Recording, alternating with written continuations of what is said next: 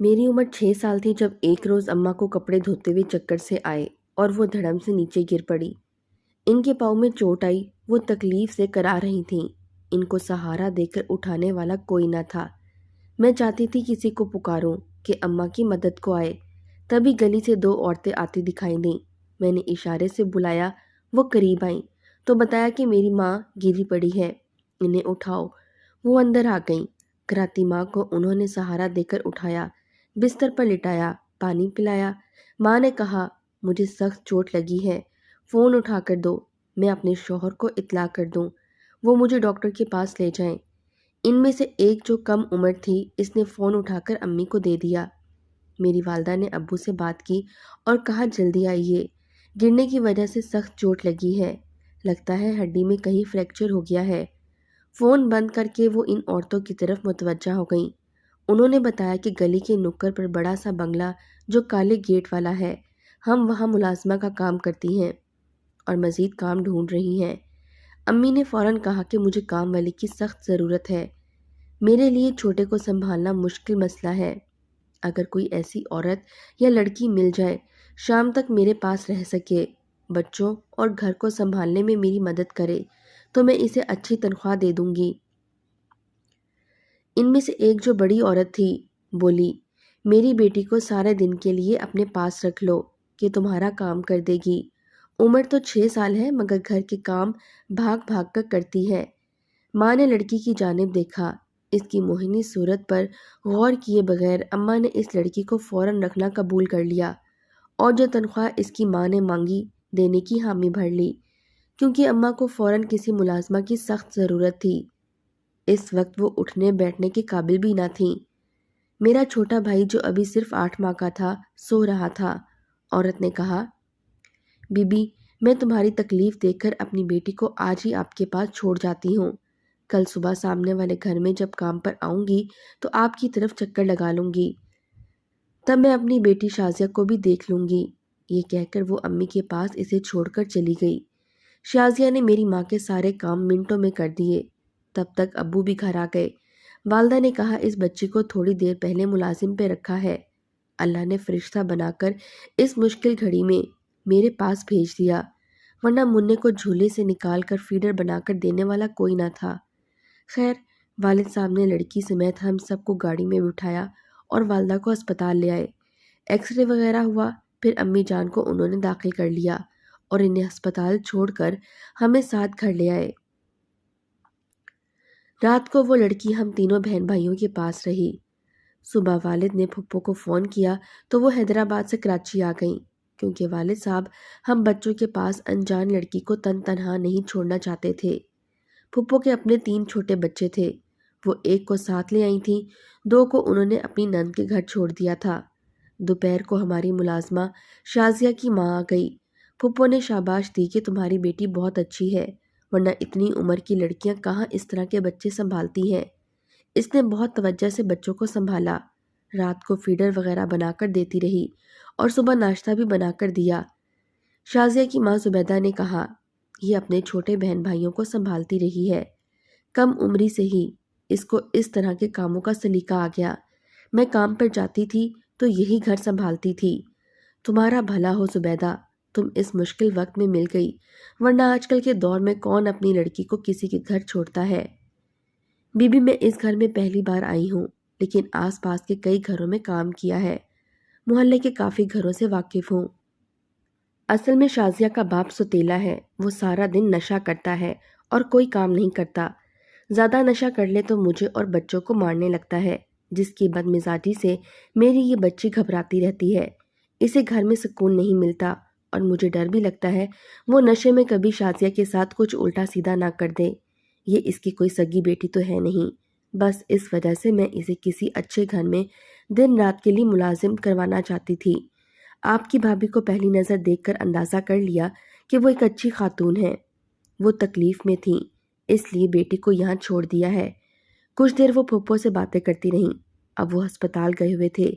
واپس آ کر بتایا کہ اماں کا آپریشن ہو گیا ہے، ریڑھ کی ہڈی میں سخت چوٹ آئی ہے، چلنے پھرنے کے قابل ہونے تک کچھ عرصہ لگ جائے گا۔ پھپھو 1 ہفتہ بامشکل رہ پائیں۔ ان کی نند کے فون آ رہے تھے، تمہارے بچے پریشان ہیں، گھر آنے کی کوشش کرو۔ وہ اگلے روز واپس چلی گئیں۔ پھپھو کے جانے کے بعد گھر کے انتظام کا تمام دار و مدار شازیہ پر تھا۔ اس نے بڑی خوش اسلوبی سے اپنی ذمہ داری کو نبھایا۔ والدہ اس سے بہت خوش ہوئیں۔ اماں 4 ماہ بعد چلنے کے قابل ہو گئیں۔ سارا دن لیٹی رہتی تھیں یا پھر ٹانگ پھیلا کر ٹیک لگا لیتی تو بیٹھ سکتی تھیں۔ کڑا وقت تھا، گزر جاتا ہے۔ امی تو ٹھیک ہو گئیں، لیکن شازیہ اب ہمارے گھر کے لیے ایسی بن گئی جیسے لنگڑے کے لیے لاٹھی یا اندھے کے لیے آنکھیں ہوتی ہیں۔ اس کو ایسی بھی ملازمت کی ضرورت تھی۔ انہوں نے شازیہ کا اتنا خیال رکھنا شروع کر دیا جتنا کوئی ماں بیٹی کا رکھتی ہے، اور شازیہ بھی چھوٹی بہنوں کی طرح محبت اور توجہ سے میری اماں کا سہارا بن گئی تھی۔ اس کی ماں کو تو بس تنخواہ سے غرض تھی۔ ہر ماں آ کر بیٹی کی محنت کے روپے لے جاتی اور کہتی، بیگم صاحبہ، چاہے اس کو آپ تمام عمر کے لیے رکھ لو، مجھے کوئی اعتراض نہیں ہے۔ بے شک اس کی شادی اپنی مرضی سے کر دینا، میں اسے گھر نہیں لے جاؤں گی۔ اس کا سوتیلا باپ اس پر بری نگاہ رکھتا تھا۔ بس مجھے آپ پر بھروسہ ہے، اب آپ ہی اس کی وارث ہو۔ انسان سوچتا کیا ہے اور ہوتا کیا ہے۔ ماں جس لڑکی کو اپنے لیے رحمت کا فرشتہ سمجھ رہی تھی، معلوم نہ تھا کہ ایک دن وہی ان کی بربادی کا سامان بنے گی۔ وقت تیزی سے گزرتا گیا، یہاں تک کہ شازیہ کو ہمارے گھر آئے 8 سال بیت گئے۔ لگتا تھا کہ یہ 8 سال 8 دن تھے جو پلک جھپکتے گزر گئے تھے۔ ایک روز اس کی ماں آئی تو کافی بیمار لگ رہی تھی۔ اس نے امی سے کہا، شازیہ کا اب آپ کے سوا کوئی نہیں ہے۔ دراصل یہ چھوٹی سی تھی جب میرا خاوند اس کو کہیں سے اٹھا لایا تھا۔ وہ کہتا تھا کہ یہ ایک ویران جگہ روتی ہوئی ملی تھی، لیکن مجھے شک تھا کہ وہ اس کو اغوا کر کے لایا ہے۔ اس وقت میں امید سے تھی، میں نے بچی کو اپنے پاس رکھ لیا۔ میرا خاوند اسے لایا ہی اس لیے تھا کہ پہلے وہ ہماری خدمت کرے گی اور پھر جب سیانی ہو جائے گی تو اسے کسی امیر گھر میں اپنی بیٹی ظاہر کر کے رکھوا دیں گے اور اس کی تنخواہ بٹورتے رہیں گے۔ اب جب کہ یہ جوان ہو گئی ہے، مجھے اپنے شوہر سے ڈر لگتا ہے۔ باجی میں نہ رہوں تو آپ اس کی شادی کر دینا، اس کو کبھی اپنے گھر سے نہ نکالنا، کبھی بے آسرا نہ کرنا اور نہ ہی میرے خاوند کے حوالے کرنا۔ اس کے بعد زبیدہ کی ماں کبھی واپس نہ آئی، وہ مر گئی ہوگی، ورنہ کبھی تو پلٹ کر آتی۔ امی شازیہ کی جوانی اور خوبصورتی سے بے نیاز بس اس سے خدمت لیے جاتی تھیں۔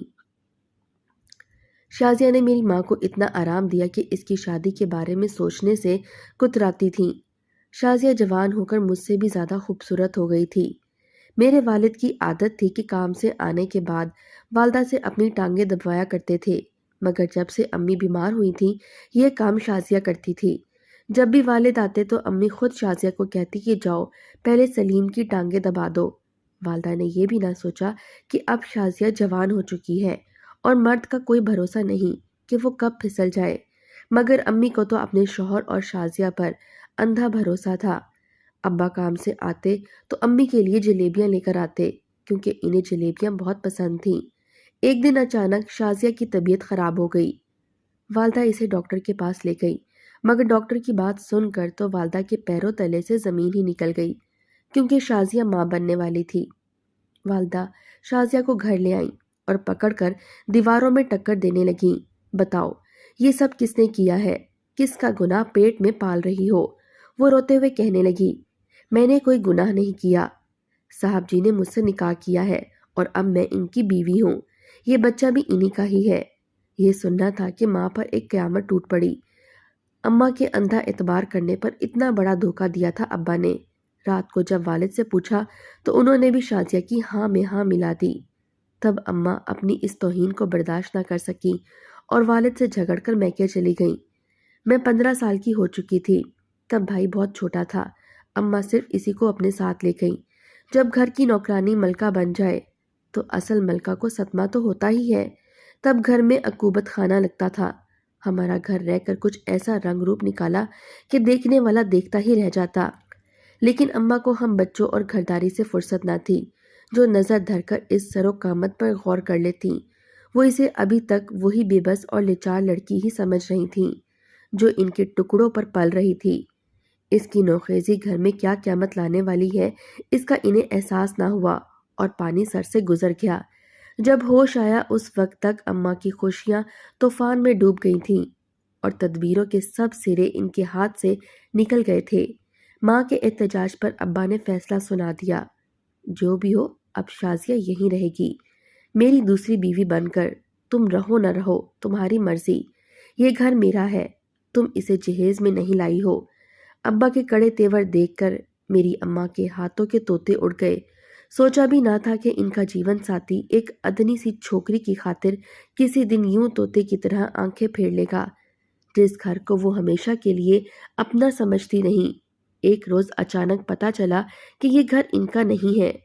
یہ سب صدمے والی بات تھی، لیکن ان کا کلیجہ جانے کس مٹی کا بنا تھا کہ مری نہیں، بس گھر چھوڑ کر چلی گئیں۔ عورت اپنا گھر چھوڑ دے تو کوئی گھر اس کو پناہ نہیں دیتا۔ ماں کا بھی یہی حال ہوا، کبھی ایک بھائی کے گھر تو کبھی دوسرے کے۔ جب بھابیاں جینا دھوبر کر دیتی تو کسی رشتے دار کے گھر چند دن کے لیے جا کر سر چھپا لیتی۔ کئی گھر بدلے مگر لوٹ کر اپنے گھونسلے میں واپس نہ آ سکیں۔ شازیہ ابا سے ڈرتی تھی، تبھی ہمارا خیال رکھتی تھی۔ ایک سال یوں ہی گزر گیا۔ شازیہ کا بیٹا پیدا ہوا جو ہمارا سوتیلا بھائی تھا۔ اب ہمیں ان دونوں کو سنبھالنا پڑتا تھا۔ ہماری جگہ شازیہ نے اور اس کی جگہ ہم نے لے لی۔ اب گھر کا سارا کام ہمارے کندھوں پر آ گیا۔ اس صورتحال کو میرا ذہن قبول نہ کرتا تھا۔ 16 برس کی تھی کہ دل میں بغاوت کے جذبات نے جنم لیا۔ اب رات بھر نیند نہ آتی اور دن کو خواب و خیال کے پردوں میں لپیٹ کر گزارنے کی کوشش کرتی۔ شازیہ کم عقل کو ہماری عمر کے تقاضوں کو سمجھنے کی کیا ضرورت تھی؟ صحیح کرتے یا غلط، وہ ہمیں روکتی ٹوکتی نہ کبھی کچھ کہتی۔ میں نے محلے میں سہیلیاں بنا لیں، جی چاہتا تو ان کے پاس چلی جاتی اور گھنٹوں گھر سے غائب رہتی۔ اس طرح ماں کی یاد سے چھٹکارا پانے کی کوشش کرتے کرتے میں آوارہ ہو گئی۔ انہی دنوں ہمارے دور کے رشتے داروں میں سے کسی نے اپنا جوان بیٹے کو ابا کے پاس کام کے لیے بھیجا تھا۔ ابا کی مارکیٹ میں کپڑے کی دکان تھی، اس لیے ابا نے اسے اپنے پاس ہی ملازم رکھ لیا۔ اپنے کاروبار کے لیے کسی مددگار کی ضرورت تھی۔ سوچا بے گھر ہے، بے روزگار ہے، چلو اسے رکھ لیتا ہوں، ٹھکانہ بھی دے دوں گا اور آسرا بھی۔ انہوں نے گھر کے پچھواڑے سٹور میں اسے رہائش دے دی۔ چھوٹا سا کمرہ خالی پڑا ہوا تھا۔ نام تو اس کا شرجیل تھا، مگر وہ باتیں بہت کرتا تھا۔ میں بور ہوتی تو شرجیل کی کوٹری کا رخ کرتی، کبھی ٹھنڈے پانی کی بوتل دینے اور کبھی کھانا دینے کے بہانے۔ دراصل میں اس سے باتیں کر کے اپنی تنہائی کو دور کرتی تھی، لیکن وہ ایک چلاک اور شاطر لڑکا تھا۔ مجھے اچھے برے کی تمیز نہ تھی اور میں آوارہ بھی بہت ہو گئی تھی۔ شرجیل اکثر کوئی نہ کوئی بہانہ کر کے کام سے چھٹی لے لیتا اور ابا کے جانے کے بعد میں سارا دن اس کے کمرے میں گزارتی۔ وہ مجھے موبائل پر رومانٹک موویز دکھاتا۔ آوارہ مزاج کی تو میں پہلے ہی تھی اور دیکھتے ہی دیکھتے میں شرجیل کے ساتھ سب حد پار کر گئی۔ ایک روز ابا اچانک گھر آ گئے۔ انہوں نے مجھے اس کی کوٹری سے نکلتے دیکھ لیا۔ میرا حلیہ کافی بگڑا ہوا تھا۔ والد کو مجھ کو دیکھ کر غصہ آ گیا۔ آج ان کو احساس ہوا کہ بد نظری اور بد دیانتی کی کیا سزا ہوتی ہے۔ انہوں نے کھڑے کھڑے شرجیل کو نکال دیا، مجھے بھی چند تھپڑ رسید کیے اور میری ستیلی ماں شازیہ پر تو غضب ڈھایا کہ تم نے دھیان کیوں نہیں رکھا، گھر میں کیا ہو رہا ہے، لڑکی اس مردود کے پاس کوٹری میں گھسی کیا کرتی ہے، کچھ ہوش ہے تمہیں؟ اتفاق سے اسی دن پشاور سے میرے سگے چاچا آ گئے۔ انہوں نے جو مجھے روتے بلکتے پایا تو ابا سے کہا، اسے کچھ دن کے لیے میرے گھر بھیج دو، اس کی چچی اس کا خیال رکھے گی، ورنہ تمہاری بچی ذہنی پریشانی کا شکار رہے گی۔ والد تو غصے میں تھے، کہا لے جاؤ اس منحوس کو، یہ میری نظروں سے دفع ہو جائے تو اچھا ہے۔ وہ مجھے اپنے گھر لے آئے۔ امی کو چچا نے فون کیا کہ تمہاری بیٹی ہمارے گھر ہے، ملنا چاہو تو آ کر مل جاؤ۔ ماں نے ماموں کو بھیجا جا کر اسے لے آؤ، 2-4 دن میری بیٹی میرے پاس رہ لے گی، ورنہ اس کا باپ کبھی ملنے نہیں دے گا۔ کسی کو علم نہ تھا کہ میں کتنے بڑے خطرے میں گھر چکی ہوں۔ میں اب ہر حال میں شرجیل کو ڈھونڈنا اور اس سے ملنا چاہتی تھی۔ میرے اندر اب بہت سی تبدیلیاں رونما ہو رہی تھیں، ایسی تبدیلیاں جو شادی شدہ عورت میں ہوتی ہیں۔ مجھے اندازہ ہو گیا تھا کہ میں حاملہ ہو چکی ہوں اور میں اب شرجیل سے ملنے کے لیے تڑپ رہی تھی تاکہ اس سے مل کر اسے سب بتا سکوں۔ ماموں کے آنے پر میں خوش تھی کہ کسی صورت بھاگنے کا موقع ملے گا۔ ماموں نے بس میں مجھے عورتوں والی سیٹ کی جانب بٹھا دیا اور خود مردانے حصے میں جا بیٹھے۔ ایک جگہ بس رکی اور بہت سی سواریاں اترنے لگیں۔ میں بھی چھپ کر ان سواریوں کے ساتھ بس سے اتر گئی، دوسری میں چڑھ گئی جو جانے کو تیار تھی۔ میرے بیٹھتے ہی وہ بس چل پڑی۔ میں نے یہ بھی نہ سوچا کہ ماں اور ماموں کا کیا بنے گا اور چچا چاچی ابا کو کیا جواب دیں گے۔ لڑکی کدھر گئی؟ بس مجھے تو جلد از جلد شرجیل کے پاس پہنچنے کی جلدی تھی تاکہ اسے میں اس راز سے آگاہ کر سکوں جو میرے لیے موت کی پکار بننے والا تھا۔ بس آخری اڈے پر رکی تو میں نے اتر کر رکشے والے کو بلایا۔ وہ سواری سمجھ کر دوڑ آیا، لیکن مجھ کم عقل لڑکی کو تنہا دیکھ کر ہچکچایا۔ تبھی میں نے کہا، بھائی میں مصیبت زدہ ہوں اور سوتیلی ماں کے ظلم سے بھاگ کر گھر سے نکلی ہوں۔ تو مجھے راول پنڈی فلاں جگہ پہنچا دو، وہاں میرے ایک رشتہ دار کا گھر ہے، میں اس کے پاس چلی جاؤں گی۔ میرے پاس پیسے نہیں ہیں، مجھ پر احسان کر دو۔ اس نے مجھے اپنے رکشے میں بٹھا لیا اور ایک ایسی جگہ لے گیا جہاں ہم جیسی بھٹکی ہوئی لاوارث اور کم سن لڑکیوں کے ذریعے دولت کمائی جاتی ہے۔ یہ بازار حسن تھا جہاں ایک عورت نے مجھے خریدا۔ اس نے مجھے دیکھا تو میں نے کہہ دیا کہ میں شادی شدہ ہوں اور امید سے ہوں۔ شوہر جوا کھیلتا تھا، مارتا تھا، پیٹتا تھا، اس کے ظلم سے تنگ آ کر نکل بھاگی ہوں۔ یہ رکشے والا مل گیا اور یہاں لے آیا ہے۔ مہربانی کرو مجھے میری ماں کے پاس پہنچا دو۔ وہ بولی، ابھی نہیں، کچھ دن ٹھہرو، انتظار کرو، بعد میں پہنچا دوں گی۔ وہ مجھے لیڈی ڈاکٹر کے پاس لے گئیں اور الٹرا ساؤنڈ کروایا۔ جب بیٹی ہونے کی نوید ملی تو وہ بہت خوش ہوئی۔ بولی، آرام سے رہو، یہ مشکل مرحلہ طے ہو جانے دو، بعد میں تم جہاں کہو گی ہم پہنچا دیں گے۔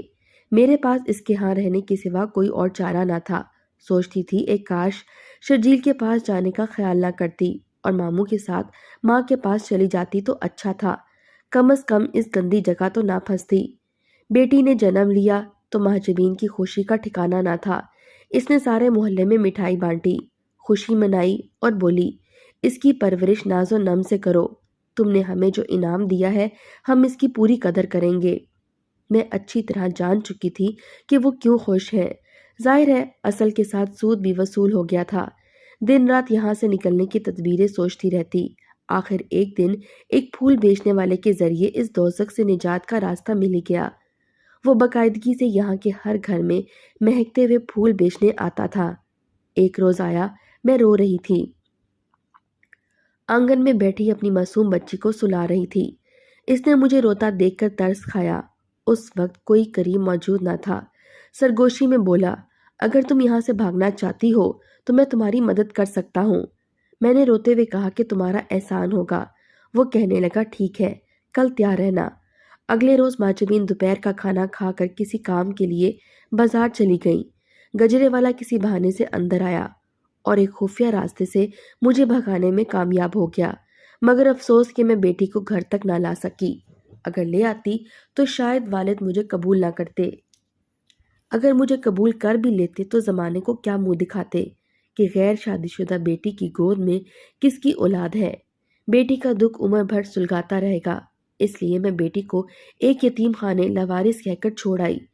اس کو اللہ اور اس کے نصیب کے حوالے کر کے میں گھر آ گئی تھی اور روتے ہوئے والد کے پیر پکڑ کر بولی، خدا کے لیے مجھے معاف کر دیں۔ تھوڑی دیر رونے اور منتیں کرنے کے بعد انہوں نے مجھے اپنے قدموں سے اٹھا کر صوفے پر بٹھایا اور پھر وہ مجھے میری ماں کے گھر لے آئے اور ان کے حوالے کر دیا۔ کچھ دنوں بعد میری چھوٹی بہن کو بھی لے آئے اور امی سے کہا، خدا کے لیے مجھے معاف کر دو، میں نے تمہارے ساتھ جو کچھ غلط کیا آج میرے کیے کی سزا میری بیٹی نے بھگتی ہے۔ جس لڑکی کو تم نے بیٹی بنا کر گھر میں رکھا، میں اس پر بری نگاہ ڈالتا رہا اور ایک دن تم سے چھپ کر اس سے شادی کر لی۔ میں جیتے جی مر چکا ہوں۔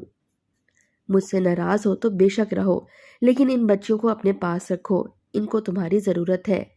سگی ماں سے بڑھ کر کوئی بھی جوان بیٹیوں کی حفاظت نہیں کر سکتا، شاید باپ بھی نہیں۔ میں اگر حفاظت کر سکتا تو آج مجھے یہ دن نہ دیکھنا پڑتا۔ اتنا کچھ ہونے کے بعد ماں نے انہیں معاف کر دیا اور اس شرط پر گھر آ گئی کہ شازیہ اوپر والے پورشن میں رہے گی۔ گھر آنے کے بعد والدہ نے ہمارے لیے اچھے رشتے دیکھے اور جلدی سے ہم دونوں بہنوں کی شادی کر دی۔ شازیہ نے بھی والدہ سے معافی مانگی اور میری والدہ نے بھی اسے معاف کر دیا۔ آج وہ دونوں اپنے گھر میں خوش ہیں اور ہم دونوں بہنیں اپنے اپنے گھر میں خوش ہیں، لیکن مجھے اپنی بیٹی کی جدائی کا غم بھولتا نہیں۔ خدا جانے وہ کس حال میں ہے۔ میں دن رات اس کے لیے دعائیں کرتی ہوں، اور آپ بھی میری بیٹی کے لیے دعا کریں، وہ جہاں بھی رہے خوش رہے۔